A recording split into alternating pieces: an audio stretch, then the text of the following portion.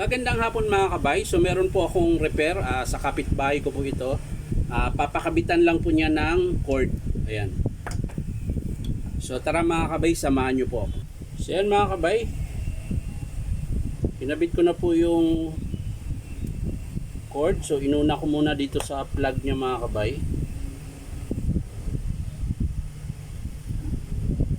Inuna ko lang dito sa plug. Ayan. Bago natin ilagay yung kanyang screw.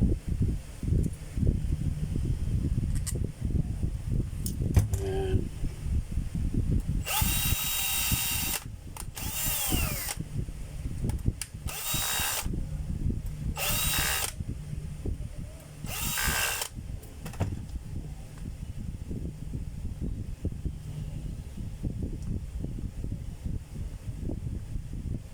Kaya mga kabay, okay na. So higpitan na lang natin to.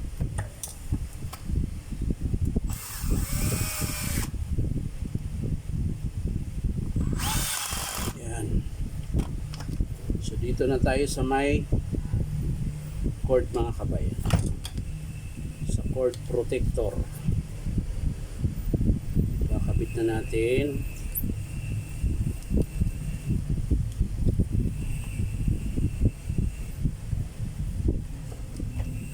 Dito mga kabay ay dugtong ko na lang, di ko na ihinang kasi hindi naman to gagalaw dahil meron siyang cord clamp.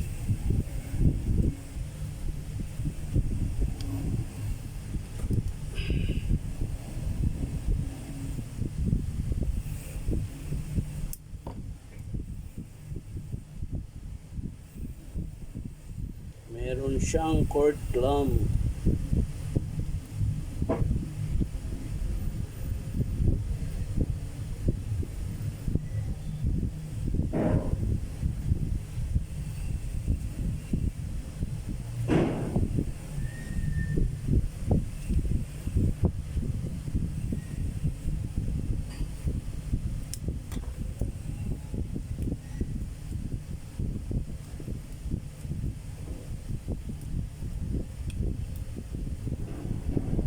So yan mga kabay, lalagay na natin dito sa ano, yan.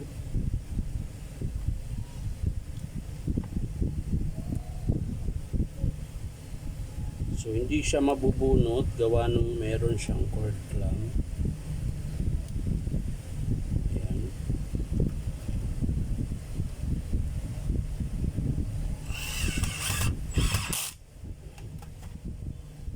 Ayusin lang natin yan.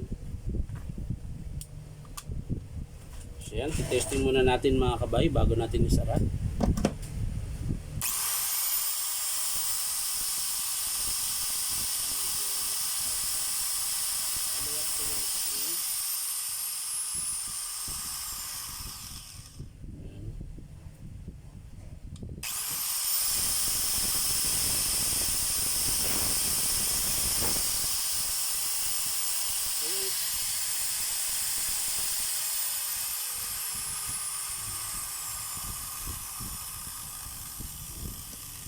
So okay na mga kabay, bali ang pinalitan lang natin mga kabay, ito lang yung pinaka wire lang po niya. Ito lang po ang pinalit natin. So isasara na natin ito mga kabay. Natin yung wire. Ayun.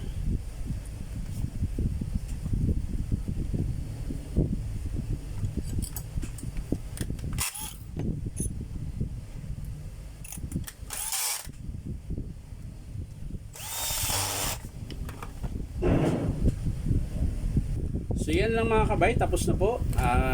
Bali wire lang po ang pinalitan natin dito. Wala po siya ibang sira, yung wire lang. Kasi yung dati kasing wire nito mga kabay, naputol po dito sa gitna. Yan, kaya pinapalitan ng may-ari. So yan lang mga kabay, maraming salamat sa panonood at pa-like and share na rin po.